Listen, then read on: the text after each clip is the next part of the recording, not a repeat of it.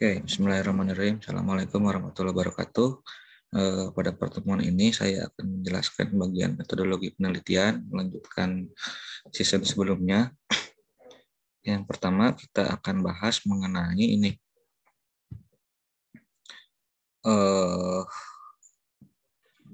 sumber masalah penelitian.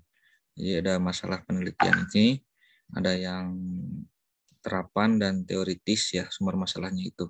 Kalau terapan itu ada kesenjangan atau gap ya. Kemarin saya udah bilang untuk sumber masalah itu adalah kesenjangan antara harapan dan kenyataan.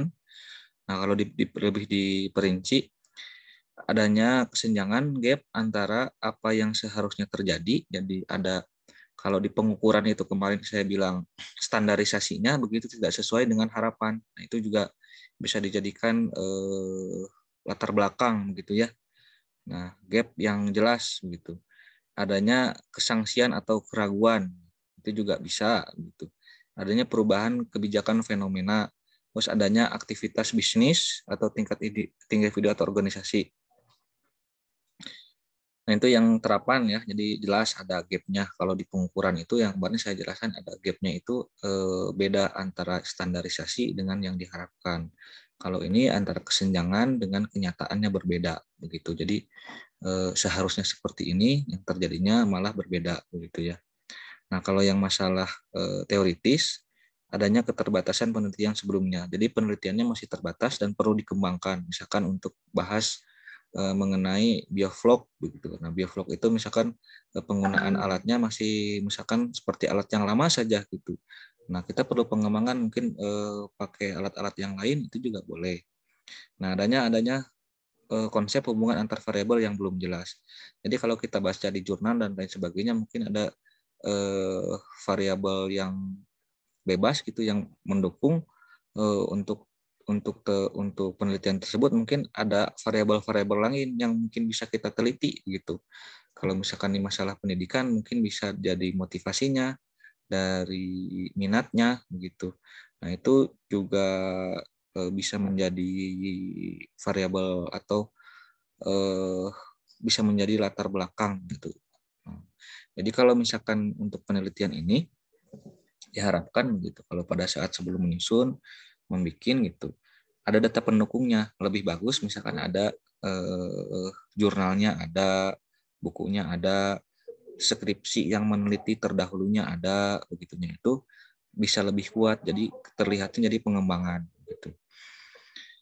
Nah, adanya perbedaan hasil penelitian sebelumnya yang perlu dijelaskan. Misalkan kalau dulu mah ini mah menjelaskan misalkan pembelajaran flip classroom penggunaannya di SMP misalkan. Nah, kalau kita coba penggunaannya di SMK Perikanan bisa atau tidak? Itu bisa begitu. Begitu ya.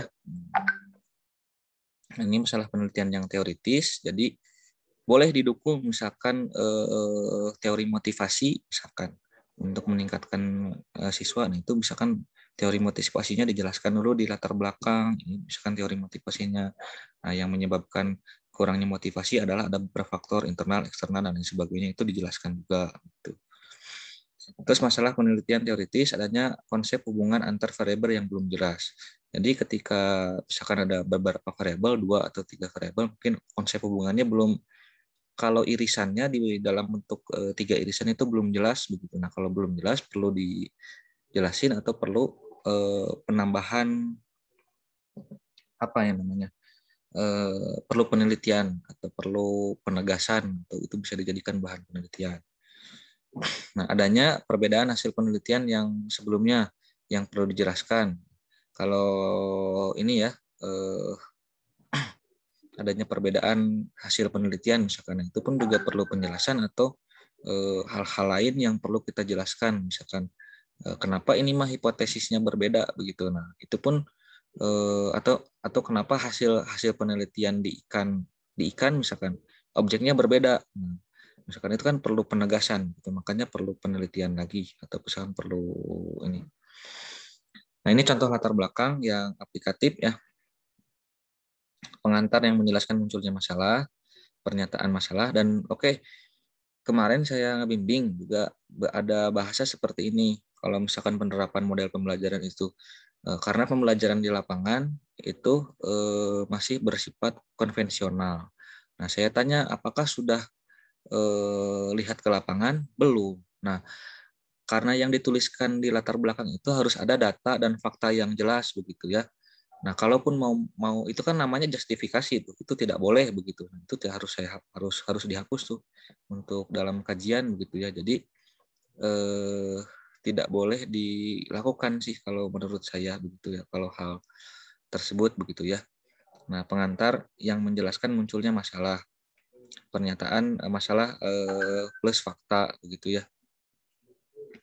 Terus alasan memilih variabel beban kinerja, faktanya dukungan teoritis. Nah, ini beban kinerja, ada fakta, dukungan teoritis, keterkaitan masalah. Ini yang tadi ya berhubungan ya.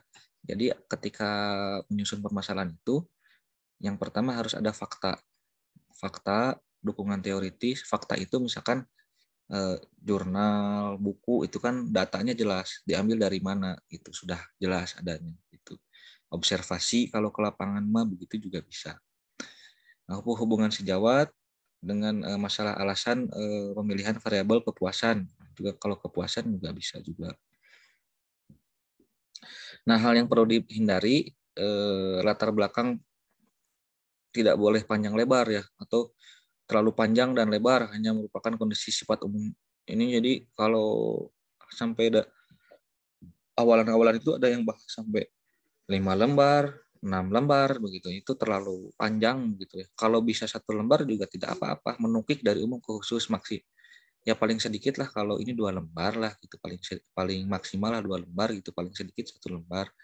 Jangan sampai tapi isinya data semua begitu, jangan sampai mengarangnya terlalu ini, jangan mengarang gitu itu karena di latar belakang itu kondisi data dan fakta yang harus dijelaskan.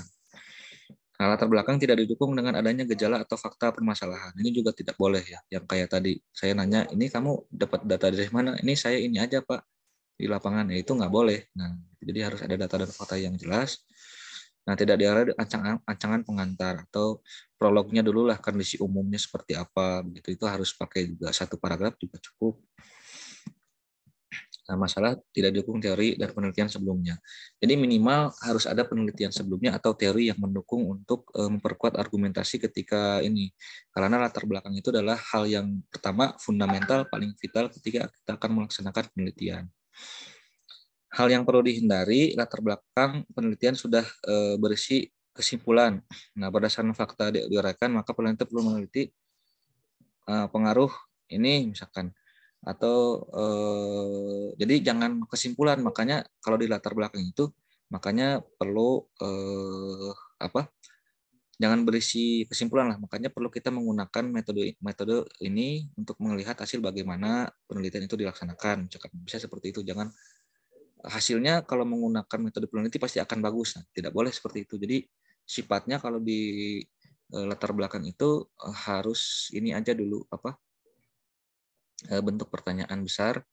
Nah, apakah bisa menjawab? Tidak dengan menggunakan subjek penelitian yang akan kita gunakan. Gitu. Yang perlu dihindari pada latar belakang, nah, tanpa pengantar, tanpa dukungan fakta, tidak menjelaskan aktualisasi, relevansi masalah, tidak menjelaskan alur atau logika berdasarkan teori, nah, tidak menjelaskan posisi penelitian atau sebagai pengembangan sebagai apa. Jadi penelitian ini misalkan mengembangkan dari penelitian yang sudah ada, gini-gini, nah itu juga boleh. Itu bagus tuh kalau seperti itu. Nah, kalau itunya sudah dapat gitu latar belakangnya masuk ke rumusan masalah. Rumusan masalah itu merupakan intisari permasalahan yang akan diselesaikan dalam penelitian yang akan dilakukan. Nah, rumusan masalah diperoleh berdasarkan gejala atau fakta-fakta yang telah diuraikan dalam latar belakang penelitian. Nah, jadi rumusan masalah ini misalkan ya kemarin tuh penerapan model pembelajaran project based learning di sekolah SMK 7 misalkan untuk meningkatkan prestasi. Nah, bagaimana model pembelajaran tersebut dapat meningkatkan prestasi belajar? Satu lagi, nah itu latar belakang rumusan masalahnya jelas gitu. Apakah model tersebut menjawab? Tidak begitu. Nah, itu ya. Nah, kalau di latar belakangnya, nah, jadi ada mapping yang jelas yang harus dilaksanakan.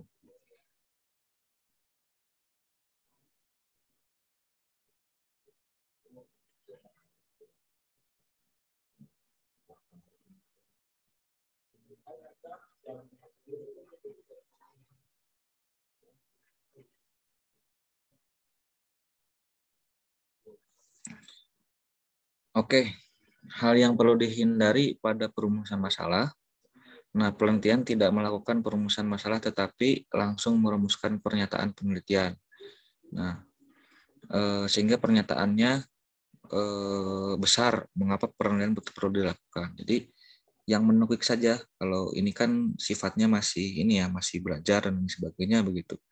Jadi menjawab permasalahannya yang lingkupnya itu tidak terlalu luas begitu. Ya, lingkupnya itu sekolah, lingkupnya itu lembaga, menjawab permasalahan misalkan di pesisir, di wilayah, tapi wilayahnya kita batasi gitu. Nah, yang perlu dihindari pada saat perumusan masalah tidak sesuai dengan gejala dan fakta-fakta. Jadi misalkan menjelaskannya A tapi ininya B begitu. Nah, penelitian yang mengajukan pernyataan, penelitiannya indikatornya sulit diukur begitu. Nah, kalau kemarin saya bilang seberapa jauh, sejauh mana, nah itu kan dari pengukuran itu tidak menjelaskan ini ya. Kalau misalkan motivasi, misalkan sejauh mana, nah atau misalkan apalah gitu ya ininya. Jadi yang harus terukur begitu. Diukur itu dari persentase misalkan. Nah, nanti jawabannya itu misalkan kalau yang kemarin ya yang bimbingan dengan saya tuh penerapan model pembelajaran misalkan. Jadi nanti hasilnya adalah ada peningkatan yang signifikan misalkan dari asalnya nilainya sebelumnya sekian menjadi sekian misalkan. Dari rata-rata nilainya 60 misalkan menjadi 90. Nah, itu rentangnya jelas gitu. Nah, pembatasan masalah sering juga disebut dengan ruang lingkup penelitian ya, scope of research.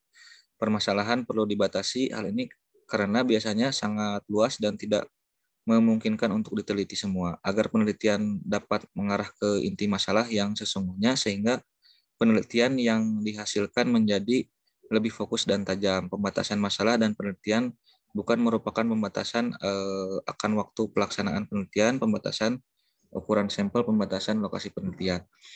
Nah, di sini juga skopnya juga ya pembatasan itu ya kita batasi misalkan hanya satu kelas, nah itu juga bisa begitu pembatasan dibatasi karena biasanya sangat luas ya jangan terlalu luas juga.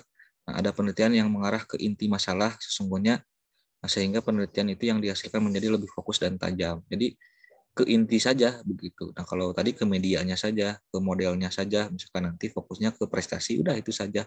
Yang lainnya kita tidak teliti. Nah, Pak itu karena ada nilainya jelek karena motivasinya kurang. Nah, itu nanti untuk penelitian selanjutnya. Pak itu karena apanya? Nah, itu jadi nanti untuk penelitian selanjutnya. Jadi kita lebih ke fokus aja gitu. Diagram alur proses pembatasan masalah di bidang masalah yang bidang SDM atau misalkan apa ya. Nah, rumusan masalahnya keterbatasan sumber daya penelitian. Nah, diagramnya diurutkan seperti ini.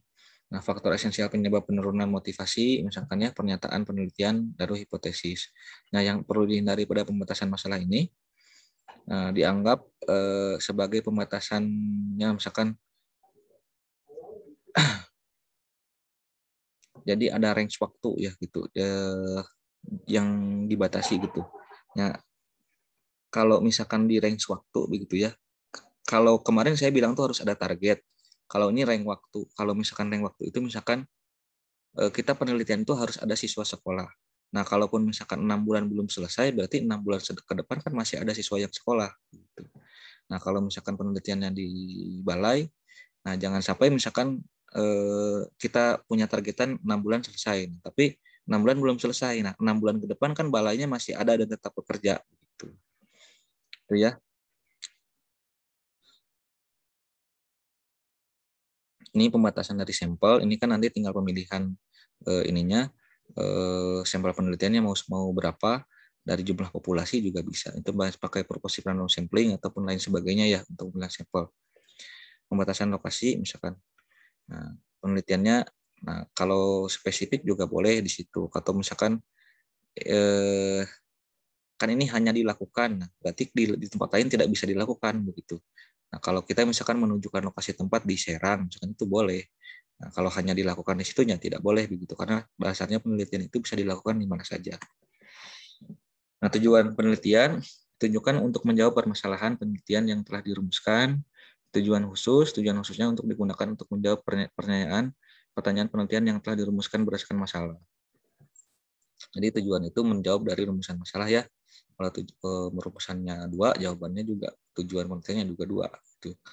Yang perlu dihindari pada tujuan penelitian ditulis sebagai tujuan penelitian. Tujuan penelitian dengan tujuan penelitian merupakan yang berbeda, jadi tidak menjawab gitu. Jadi kalau rumusannya A, tujuannya penelitian yang harus menjawab A-nya tersebut gitu. Jadi harus relevan lah antara rumusan dengan tujuan. Ini begitu ya. Manfaat penelitian juga memiliki 2 manfaat, yaitu manfaat praktis dan manfaat teoritis. Nah, biasanya itu ada di panduan ya, di pedoman, itu baca nanti sama teman. Manfaat teoritisnya untuk apa, manfaat praktisnya untuk apa. Manfaat praktisnya misalkan untuk menjawab di sekolah, teoritisnya untuk penambahan hasanah ilmu pengetahuan di jurusan atau di prodi juga bisa.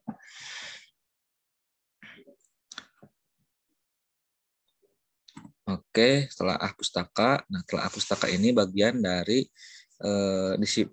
untuk penulisan telah pustaka pada penelitian adalah yang memiliki hubungan yang kuat ya, strong relationship dengan masalah yang kita teliti. Kualitas penelitian teoritis sangat tergantung kepada kontribusi penelitian tersebut bagi pengembangan ilmu pengetahuan atau teori. Pengertian dari telaah pustaka atau kajian teori ya, misalkan kalau kemarin penerapan model pembelajaran. Nah, itu jelasin dulu model pembelajarannya seperti apa. Nanti lebih spesifik project based learning itu seperti apa. Lalu prestasi belajar itu seperti apa. Faktor-faktornya seperti apa gitu. Nah, dijelaskan juga nanti di situ sedikit misalkan tentang objek yang ditelitinya, misalkan sekolahnya di mana. Nah, gitu. Kalau hipotesis adalah merupakan jawaban sementara yang hendak diuji. Misalkan hipotesisnya tidak semua penelitian memerlukan hipotesis. Nah, jadi kalau hipotesisnya itu, kalau misalkan yang kemarin ya, hipotesisnya itu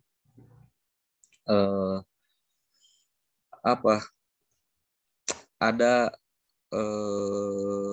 keberhasilan ketika menggunakan itu begitu, menggunakan model pembelajaran itu gitu. Ada asumsi akan berhasil begitu peningkatan prestasi ketika menggunakan model pembelajaran tersebut gitu. Nah, hipotesis itu bersifat operasional ya, sudah dapat diuji secara empirik, jelas. Hipotesis dapat diuji secara empirik pakai metode penelitian, konsep-konsepnya dalam hipotesis sudah dioperasionalisasikan menjadi variabel. Nah, kalau preposisi itu bersifat konsep, belum dapat diuji secara empirik ya. Nah, kalau yang kita jelas mah harus hipotesis aja gitu. Nah, baru menyatakan perbedaan. Nah, dasar merumuskan hipotesis berdasarkan pada teori. Nah, teorinya harus ada, penelitian terdahulu, pendahulunya berdasarkan akal sehat atau akal sehat peneliti juga bisa lah itu ya, secara ininya. Oke, itu terkait dengan metodologi penelitian pada pertemuan sekarang.